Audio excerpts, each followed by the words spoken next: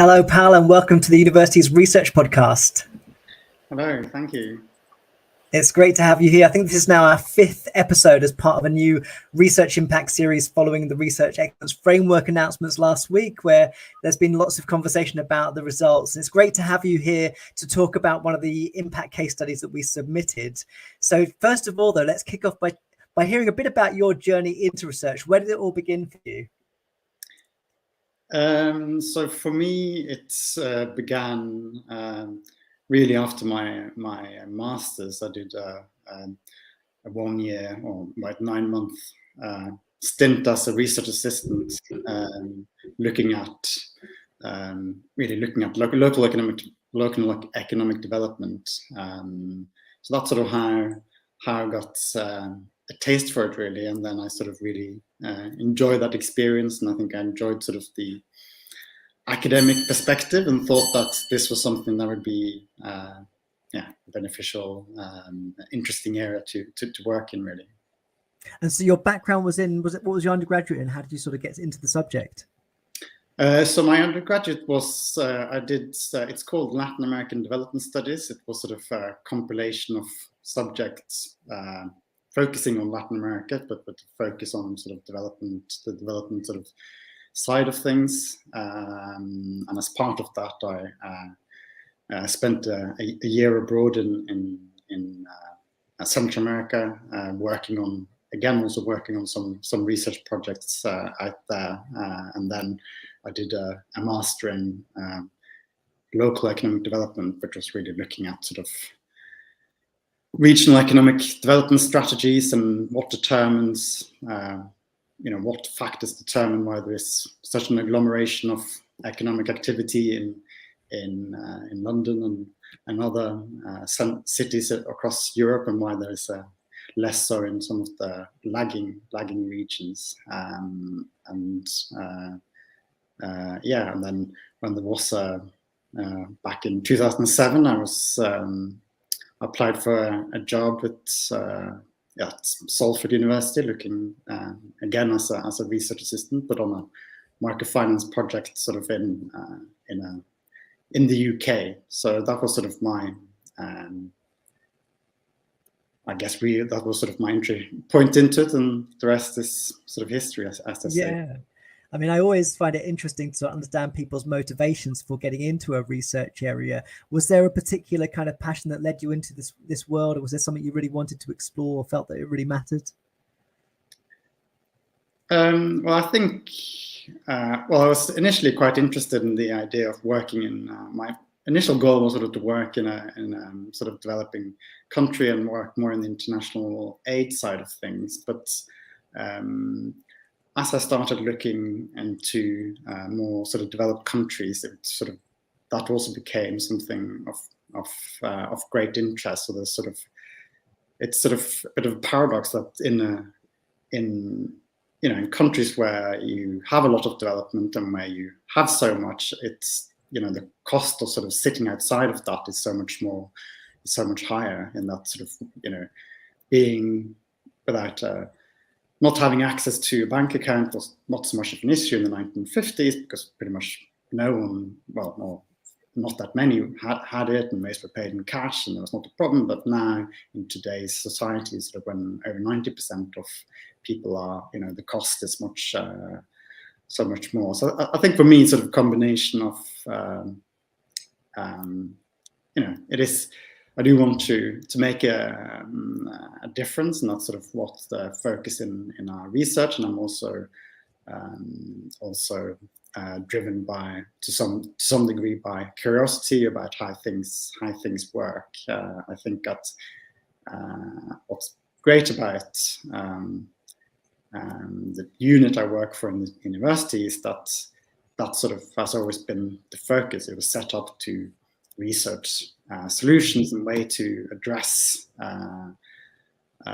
financial exclusion, sort of sustainable local ways, and I sort of really identify with that sort of pragmatic approach that doesn't just look at the big, how can we sort of change all society, but also looks at, well, what are some of the things that we can do as institutions and as sort of on a local, regional level. What are some of the opportunities, and I think that's sort of what. So everything we sort of do at Community Finance Solutions, the unit I work for, is sort of starts from the sort of point of view of the end beneficiary, and thinking about, well, how can this? It sort of starts with almost the impact side of things, really. I mean, it certainly doesn't feel like there, as a year go by, where there isn't some sort of financial problem that we're trying to deal with. And certainly, I think at the moment in the UK, certainly people are very much feeling the anxieties about the cost of living and so on. And I wonder, that sort of social commitment, which obviously is very clear in your own research, but particularly also in this research case study as well. Tell us a bit about the background of it, because for those people that haven't perhaps heard of microfinance, give us a bit of background as to what it is and how it's used. Sure. So microfinance in its modern forms, I guess most people associate that with sort of the developing world, and that's sort of where it originated. It originated that so initially in developing countries, there were huge swathes of the population that were unable to access bank finance due to requirements for collateral and so on. So microfinance was really about introducing different sort of lending methodologies that helped overcome that, so group lending and those type of things, so they would be able to lend to startups and small self-employed business activities. They would then repay their loan. So sort of be this idea that some sort of sustainable mechanism. If we sort of look at how this works in countries like the UK and in Europe, it still is there still is a problem for certain businesses and certain individuals to access bank finance for start up their own activities or finance their own activities, and there are a number of barriers in place for that, including things like requiring collateral, having a strong credit history, and so on. So microfinance institutions in the UK and Europe have really emerged to try bridge that gap by providing loans, but also quite often providing business development support, so that you can get businesses up to be a level where they are investment ready. But also there is an element there of although in Europe we don't use much group lending, we still use some of the lending, sort of alternative lending methods to enable people to access. So doing sort of not using necessarily that much to the credit scoring, providing auxiliary support and so on. So it's sort of, I guess in most of Europe, it's seen as sort of a cost-effective means of promoting access to self-employment opportunities for those that are on the margins of it. And across Europe, it varies quite significantly. So the loan can be from a few £1,000 up to much larger amounts, depending a little bit on the local market conditions. So so if I bring it on to sort of the case study for our case study to the research action framework, the European Union funds provides fairly considerable amount of funding for European microfinance institutions, because they see this as an important tool to promote social inclusion and access to self-employment opportunities. So yeah, there'll be hundreds of millions of euros that they provide to microfinance institutions in terms of guarantees and some grant funding, but also loan funding to enable them then to on-lend to businesses. And I guess from the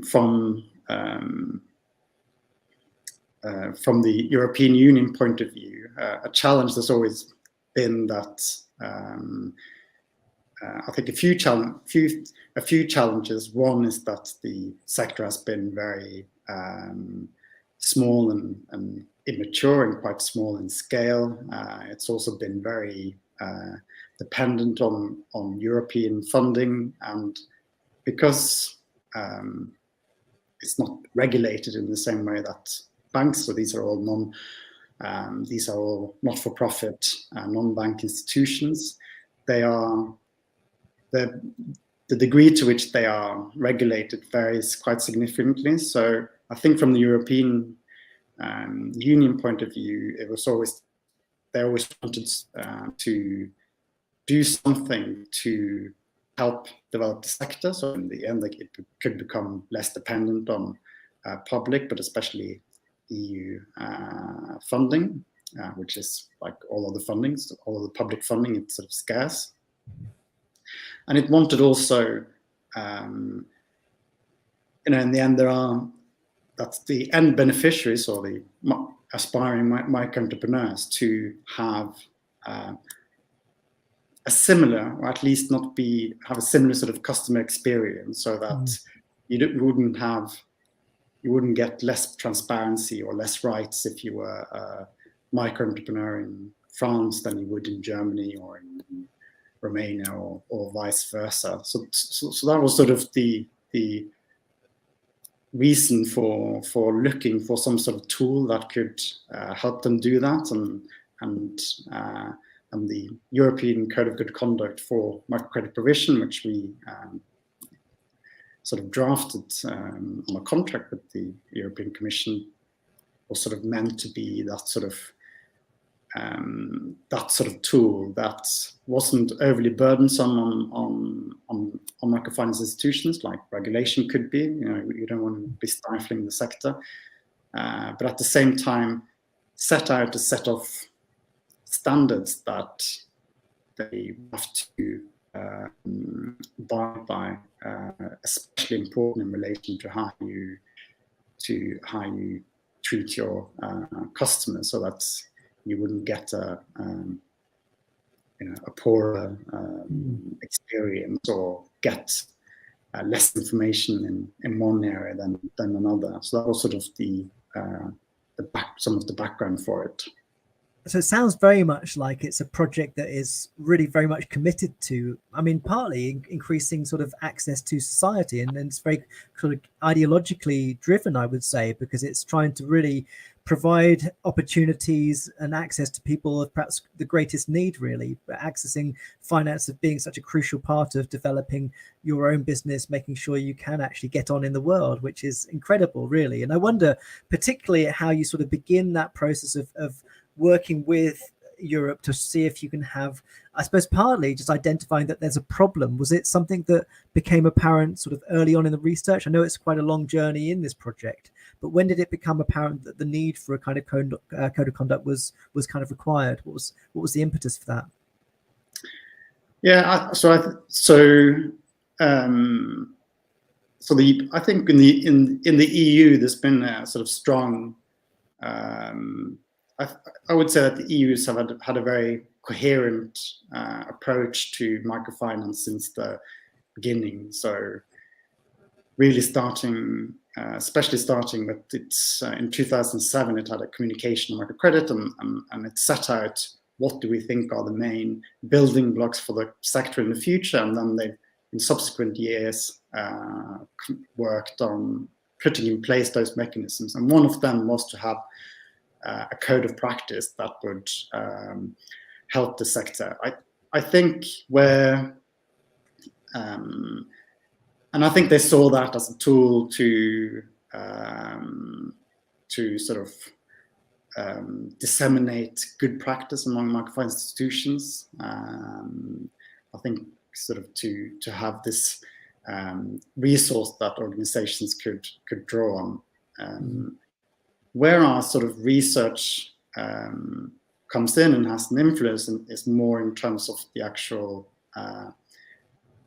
the content and structure and the process for the code, because I think that was something that wasn't that was something that evolved during the research, and is still evolving to some degree. And I think some of the key features for that draws really on our research, looking at, because we've done quite a lot of research into UK microfinance institutions, looking at what makes for more efficient, more cost-effective, and so on. Because ultimately, you always are compared against other types of self-employment support schemes. So it was about finding the right sort of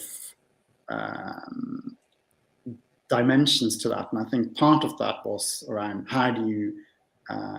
I think one thing that there are a few sort of elements of it. One,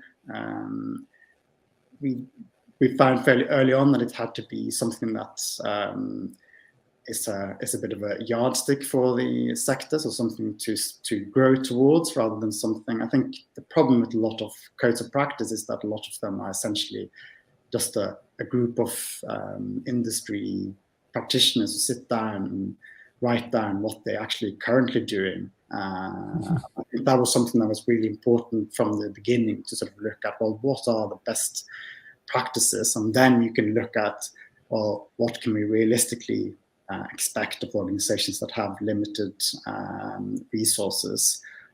We also found that you really need to have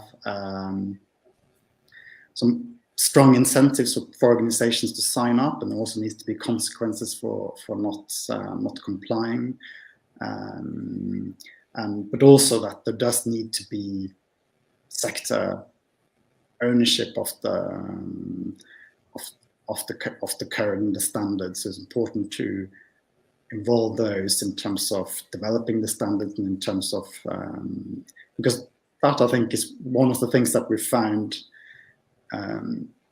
sort of going into few other projects on around this code, has been that those that have the early adopters become then the guardians of the standards, and I think that's quite interesting that you have this group of early adopters who are really quite opposed to any sort of reduction in terms of not lowering the standards so we can get more and more organizations in, but instead try and put in place some support mechanisms to help organizations move towards those sort of standards. Yeah, I wonder about that in terms of both applying any sanctions that follow from not adhering to it, but also supporting countries where perhaps they haven't quite got there yet, because the consequence of not doing that is they get further excluded, and those people then are further marginalized. So is it the European Commission who helps sort of establish mechanisms of sanctioning, but also that support system? How did that fit into this? Yeah, so it's I think a fairly critical decision. The European Commission took a fairly critical decision in 2014 when the European Parliament adopted the Europe Code as a precondition for accessing European funding under EC, which is the main funding instrument. So I think that sort of is a big, that you have to comply with it in order to reach that. And there is sort of a technical assistance program that also helps organizations, and I think also there is the trade bodies in the European sector also play an important role. I would probably also add that, ironically, I think having standards, detailed standards, is sort of helps organizations and new entrants, because you don't have to reinvent everything. I know of a couple of organizations that started since the code was published, and have decided pretty much to wholesale adopt a lot of the standards. So I think in a way it sort of can lower requirements. I think sort of in a sense that's sort of what with credit unions, you have a model credit union, so you don't need to invent everything from scratch. You can you develop it from that. Whereas I've heard others who have tried to set up, if you have to decide everything yourself, then you're setting up in a market where there are no sort of common transparent standards. So I think that's it's important note. I think one of the really interesting aspects of understanding a case study is understanding your role as a researcher and the multiple things that's required of you. So, for example, how did you start to think about whether or not you'd had an impact through this work? I imagine, of course, working with the Commission, working with Europe generally, you can sort of see those relationships develop. But was there a moment where you started to think, well, yeah, we're actually making a big difference here, and we can see that in some way? Yeah, I mean, at first it was you have to sort of get to try and figure out what you have to sort of almost work your way backwards, thinking, well, hang on, what did we do, and what was sort of already set out? And I think obviously the European Union had identified the need for a code, and there were certain things in place and certain things that were sort of set from identified at the outset. But yeah, I think there's probably I would say our impact was probably more in terms of we had to. Well, I would say also part of this is also around has also been around talking to practitioners, understanding how the code has sort of influenced their practice, and understanding a little bit around what it is what element of the code that sort of is important, I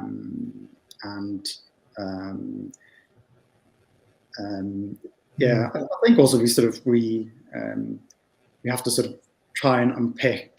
We have to go through some of the what was the original, what was in place in terms of specifications and so on, and what did we add to, and then I think it's really important for me is to also try and be quite specific and not overclaim things. So there are clearly lots of things that were impacted by other people and other stakeholders, and it's important to sort of acknowledge that. I think that's always sort of, as an academic, you're always sort of standing on the shoulders of others and other people's work, really, in terms of moving it forward. So yeah, I think it was sort of trying to piece together, okay, what specifically was some of the things that was already there or in place by others, and what were some of the things that we sort of more specifically contributed with. Yeah, and I know that Professor Karl Dayson is part of this case study, and we'll be speaking to him later on in the series. Both of you describe yourselves as sociologists. Is that how you see the work, essentially? Is it sociological research? Is that where you see your fit? Yeah, that's hard to tell, really. I mean, I think there's some sociological aspects, I guess. I think in terms of looking at, I think especially in terms of looking at how understanding the dynamics around how the organizations. So we had a series of stakeholder workshops where we had practitioners and networks and others sort of reviewing, commenting on, and changing sort of some of the draft standards. And I definitely think that there's a sociological thinking around how do people act, partly also sort of, there's some self-interest element of it, and how people are trying to use the code, not in a necessarily a cynical way, I would say, but sort of as a tool, and you have to sort of see it in that sort of way as well, that different groups are trying to do different things. They might be trying to close the market for other entrants, or they might be trying to sort of claim some sort of legitimacy through it. And obviously there's also lots of element of wanting to generally improve as well. But I think sort of understanding this dynamics around what do people want out of it, and how do people then, how do different institutions act subsequently in terms of being guardians of the high level of standards, or in terms of lowering standards, or whatever they might try and do. So I think sort of understanding that sort of interplay is definitely so I think there's definitely some elements of sociology to it for sure. Well, I think certainly in terms of the impact, to be adopted for the research that you've done, to be adopted by 19 countries so far, is a remarkable achievement. What are the next steps for this research? Is it just carrying on the monitoring of things? Is it developing the code further? What's happening next for it? Yeah, I mean, I think so. The code is still being developed. Still, now the European Union enters a new programming period. It's still going to be a precondition for funding, and yeah, I mean, I think when we started, we were really quite unsure about where it was going to end up, and I think there were some hairy moments where we thought maybe they wouldn't really go anywhere. But it's been so it has been remarkable how to what degree it's been adopted, and how I think for new institutions it's definitely something that's being adopted. And I think there are. I mean, I'm perhaps turning more into looking at, well, what's the impact of that? What's the influence? How does it influence practice? How does it influence narratives and discourse around this? And we follow it closely because Karl and I are both members of the steering group, so we're interested in seeing that. And I think there are, microfinance sector is constantly changing. There's changing in terms of technology. I think in the UK there's big changes in terms of new funding models, and this profit for a purpose, and there's a lot of sort of complexities to look at. And I think there's interesting things to see to what degree it sort of has the real impact we'll only see over time. So that's something I'll be following with great interest, really. Definitely. I mean, one of the you mentioned both yourself and Karl are part of the steering group. I think one of the questions that's really interesting to hear an answer to is about how you develop that relationship with a sector, either a policy sector or business sector or whatever it might be. So tell us just a little bit how you brokered those relationships. Were they things that you developed early in your careers? How did you get to be part of that community that were able to then develop this kind of work? Yeah, I mean, I think it's so obviously Karl, who founded the research center and I worked for in this area for longer than I have, already had sort of connections through participating in a couple of European projects and so on.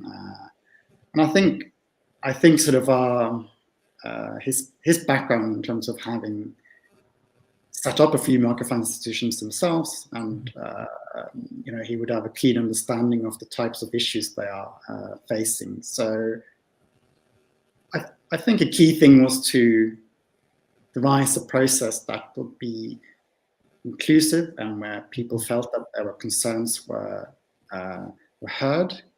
Not everything was necessarily adopted, because ultimately there had to be a strong sort of reason from a sort of practice point of view to change this or to change that. So I think sort of being inclusive and sort of showing that you are listening and taking their concerns into consideration, I think is really important. But I think also coming from background where we've done quite a lot of research into microfinance institutions, we also understood a lot of the challenges that they've they face and the particular issues, and I think sort of that sort of also helps.